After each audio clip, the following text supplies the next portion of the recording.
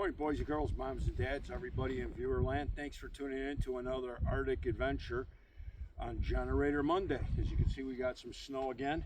We always get snow up here in the Great White. So, Shaluka, cuckoo, to Bob and Doug McKenzie. And we have the Champion Dual Fuel and the Generac 24 kW. Down south, they had a huge ice storm. So, if you didn't see the two shorts from Don, they're good to watch. He had the Generac running, but he only had a 300-gallon tank.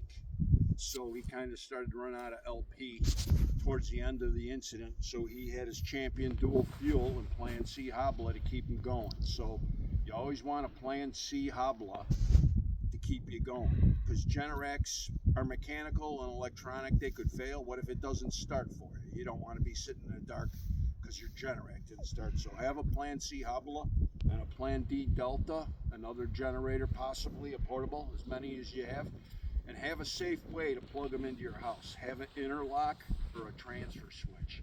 Down there, Don was telling me a lot of people were plugging into their dryers and backfeeding. That's illegal. If you get caught doing that, that's a problem for you. And if you didn't turn off the main, what happens is you're sending electric down the line, and you could hurt or kill a worker that's trying to restore your power. So that'd be bad.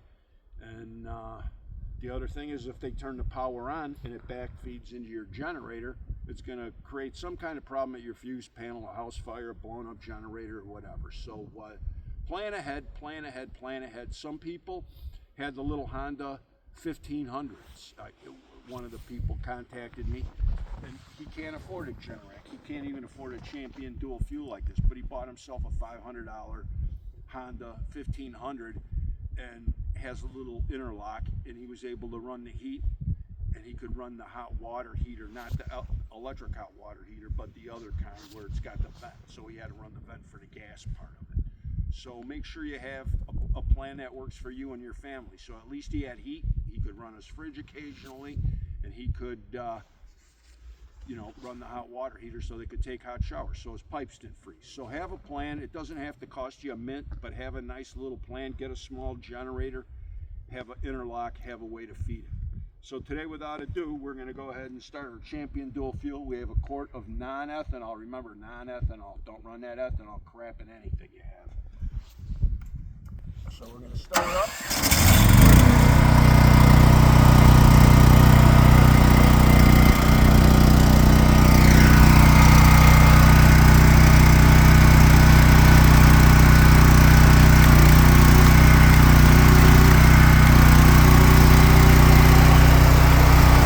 Notice I selected the lower plug. That way, if I want to plug something in the upper plug, I'm not reaching underneath trying to see it. So always plug in the lower one first, and the upper one, if you have to plug something else in, you can see what you're doing. Okay.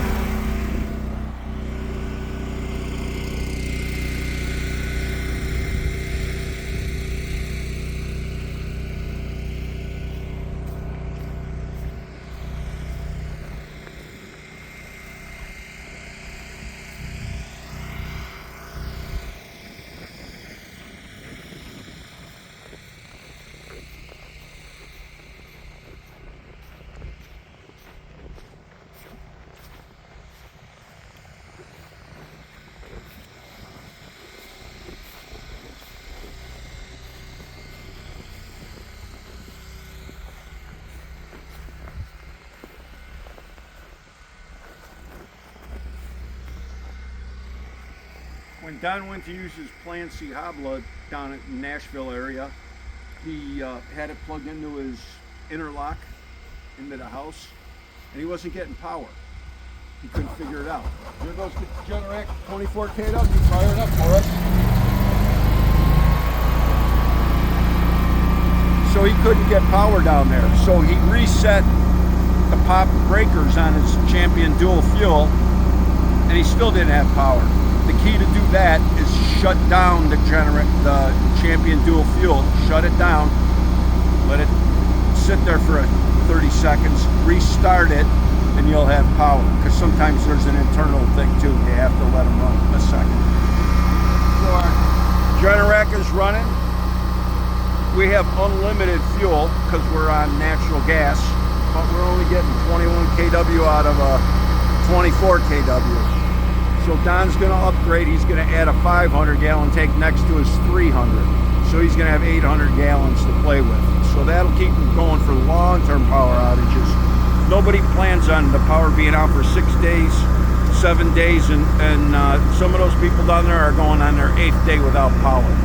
So plan for long-term outages, have the fuel, and a way to keep everything going to keep you and your family safe. So practice, practice, practice, have a plan, and when you practice, that's how you find your areas you need to correct. And that's important to do. So practice everything, practice it with your family.